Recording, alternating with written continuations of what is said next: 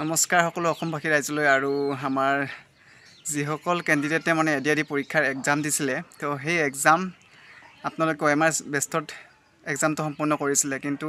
যেটো মানে এতিয়া আমাৰ যেটো অসমৰ মুখ্যমন্ত্ৰী ডক্টৰ হিমন্ত বিশ্ব শৰ্মাই যেটো ঘোষণা কৰিলে এডিআৰই পৰীক্ষা যেটো মানে OMR চিট আছিলে সেই OMR চিটটো মানে 50 টকাৰ বিনিময়ত যেটো আপোনালোকে OMR চিট মানে এক্সাম শেষ হোৱাৰ পিছত যেটো মানে জমা দিছিলে সেই জমা হোৱা চিটটো 50 টকাৰ বিনিময়ত আপোনালোকে ৱেবছাইটত গৈ কিনি ল'ব পাৰিব আৰু তাৰ পিছত 28 তাৰিখে যেটো আমাৰ OMR বেষ্ট এক্সাম হৈছিলে তো OMR বেষ্ট এক্সাম যিবোৰ আমাৰ এনসাৰ কাৰেক্ট কৰিছো আৰু কোনটো শুদ্ধ কোনটো ভুল আপোনালোকে চেক কৰাৰ কাৰণে 28 তাৰিখে এনসাৰকে এখন পাব তো সেই OMR চিটখন কিনি পেলাই আপোনালোকে সেই এনসাৰকে লগত মিলাই চাব পাৰিব কোনটো ভুল কোনটো শুদ্ধ আপোনালোকে নিজেই মানে থিৰাং কৰিব পাৰিব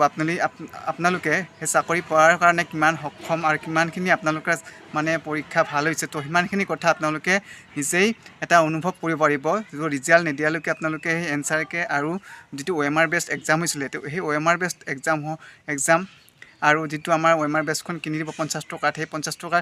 কিনি লোৱাৰ পিছত সেইটো আপোনালোকে চেক কৰি নিজেই মানে এটা থিৰাং কৰিব পাৰিব মই চাকৰিটো পোৱাৰ কাৰণে কিমান সক্ষম আৰু কিমানখিনি মানে মোৰ কাৰেক্ট কিমানখিনি ৰাইট হৈছে হিমানখিনি কথা আপোনালোকে নিজেই মানে এটা অনুভৱ কৰিব পাৰিব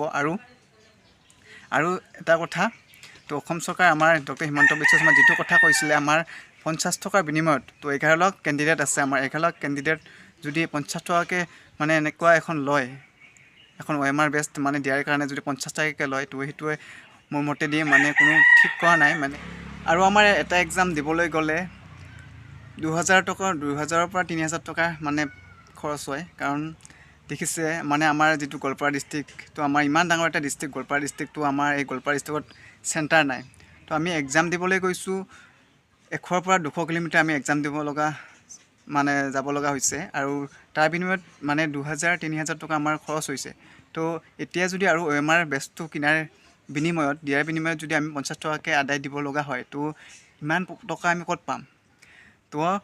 আৰু আমাৰ যদি এক্সাম যাব লগা হয় তো আমি ঘৰৰ কুকুৰা বা হাঁহ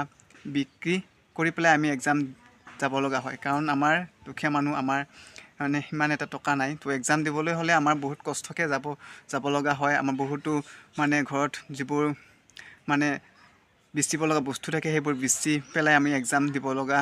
বা যাব লগা হয় তো তাৰ কাৰণে আমাৰ বহুত মানে অসুবিধা হয় আৰু কাৰণ আমাৰ গোৱালপাৰা ডিস্ট্ৰিক্টত আমাৰ এক্সাম সেন্টাৰ দিয়া নাছিলে আমাৰ গোৱালপাৰা ডিস্ট্ৰিক্টত ইমান ডাঙৰ এখন ডিস্ট্ৰিক্ট তো যদি এক্সাম সেন্টাৰ এটা দিলে হয়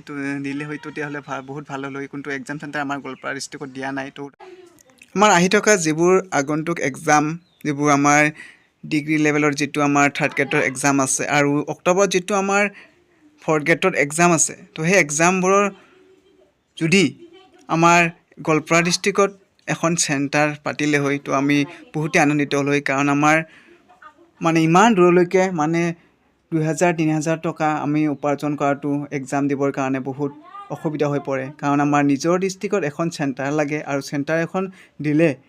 আমাৰ যদি অসম চৰকাৰ যদি এখন সেন্টাৰ আমাৰ গোৱালপাৰা ডিস্ট্ৰিক্টত এখন পাতি দিল হয় তো আমি বহুত উপকৃত বা বহুত এটা আনন্দিত হ'ল হয় কাৰণ আমাৰ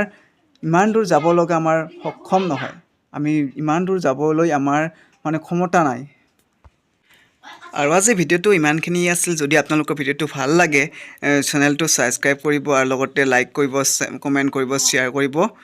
তো আজিলৈ বাই বাই